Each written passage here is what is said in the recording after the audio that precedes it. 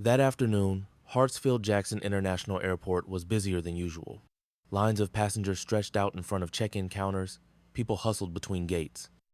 Among them, a black woman in a crisp navy blue suit walked steadily toward the business class desk. Dr. Ayanna Brooks, 39 years old, a leading molecular genetics researcher, had just left the Global Science Summit in Washington, D.C. She was the first black woman to represent the National Institute for Regenerative Medicine, a hard-earned achievement in a field rife with implicit bias. And above all, she was the wife of Thomas Brooks, newly appointed CEO of XYZ Airlines, a fact very few people, including the airline's own staff, knew. Ayanna never liked using her status to get special treatment, but today she would realize. Sometimes, silence is complicity. At the check-in counter, Ayanna presented her passport and e-ticket. Good afternoon, Dr. Brooks.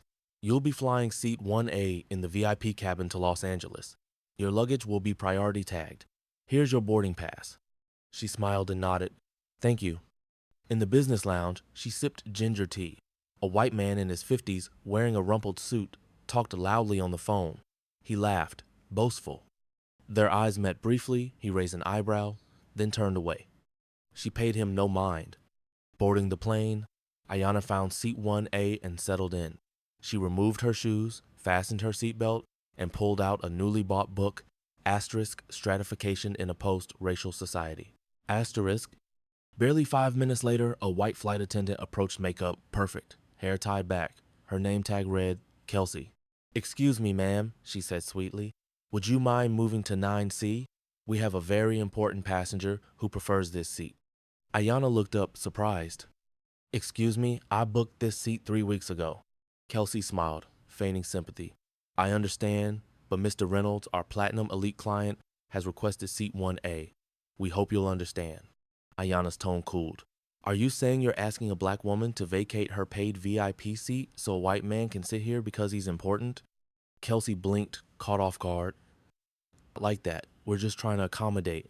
Ayanna placed her book in her lap and said calmly, You don't know who I am, do you? Kelsey hesitated. Should I? Ayanna smiled thinly. I'm Dr. Ayanna Brooks, Senior Policy Advisor on National Health, Keynote Speaker on Equity and Inclusion, and wife to Thomas Brooks, your airline CEO. Kelsey went pale. Ayanna pulled out her phone, opened the internal staff app, and called a contact labeled T. I'm on board. They're asking me to give up my seat for a white man. You want to handle this internally, or shall I post it publicly? Thomas's reply was cold and immediate. Give me the flight number. Stay in your seat. As Ayanna remained seated in 1A, her gaze steady on the blank phone screen, a storm brewed beneath her calm exterior. It wasn't anger, it was deep, cold disappointment. She'd seen it all before. The unspoken acts of prejudice, not outright slurs but glances, unmerited preferences, and the assumption that someone who looked like her didn't belong in premium spaces. Kelsey returned, this time accompanied by another flight attendant, Mark, a white man in his 40s with a hesitant demeanor.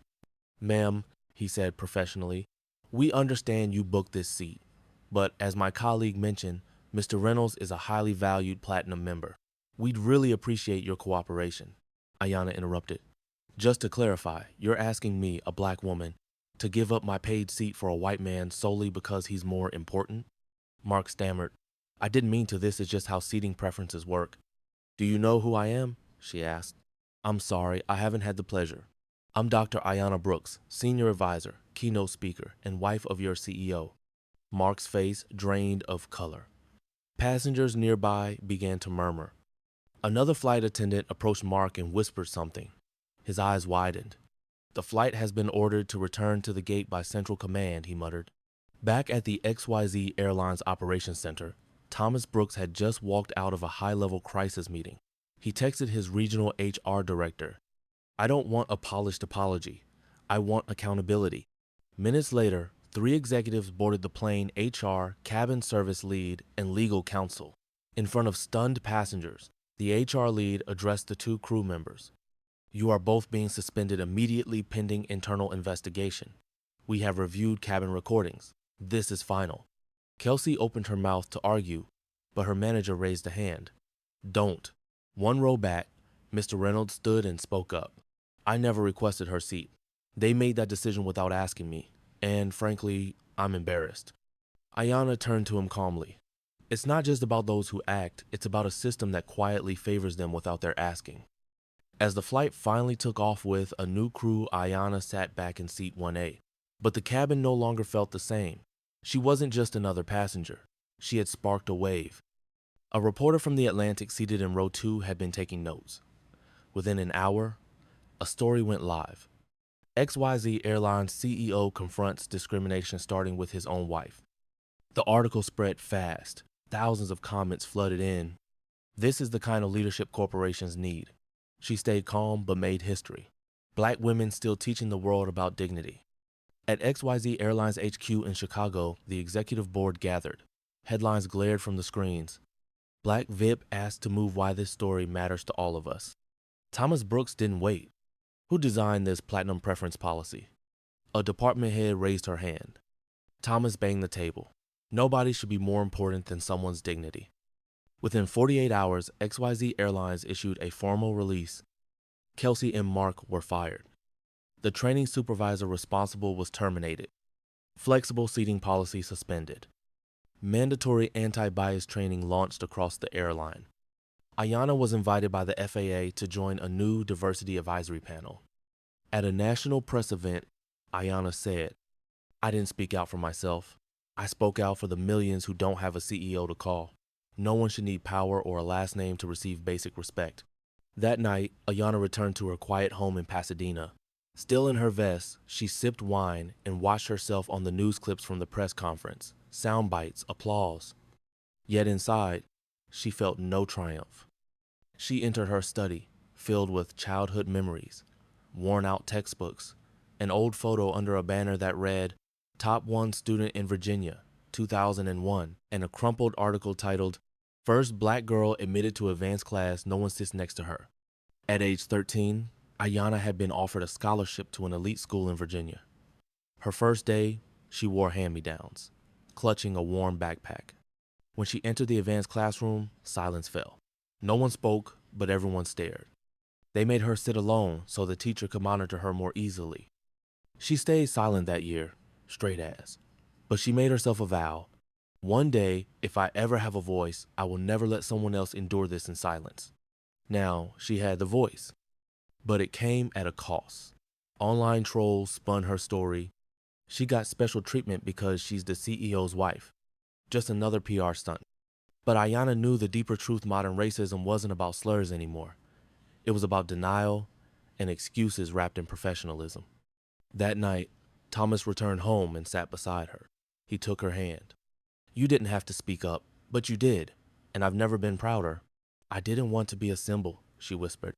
"I just wanted to make it easier for the next black girl to sit in her seat without question."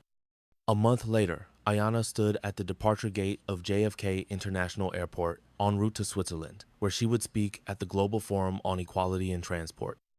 This time, she wasn't just a passenger, she was a recognized global voice. She held her VIP ticket, seat 1A. A young Asian flight attendant approached, smiling warmly. "Welcome, Dr. Brooks. It's an honor to serve you today. Thank you for inspiring the entire industry." Ayanna blinked. "You know me? We all do. Your story opens our first DEI training module." Back at XYZ HQ, Thomas reviewed impact reports. 98% of cabin crew completed anti-bias training within 30 days. Over 2,000 complaints reopened for DEI audit. A new no unjust seat reassignment policy implemented. Someone whispered, "One woman changed an entire industry." "No," Thomas corrected. "One woman decided her worth wasn't negotiable." Weeks later, Ayanna received a handwritten letter from Mr. Reynolds. "I'm sorry. Not because I asked for your seat, I didn't, but because I said nothing. I lived in privilege for so long, I forgot silence can be complicity. Thank you." Ayanna folded the letter, placing it in a folder labeled Letters of Change. As the plane ascended, sunlight streamed through the clouds like new clarity breaking through layers of bias. And this time, she didn't fly alone. She carried voices, lessons, and hope. She had redefined what it meant to sit in 1A. Not just a seat, a statement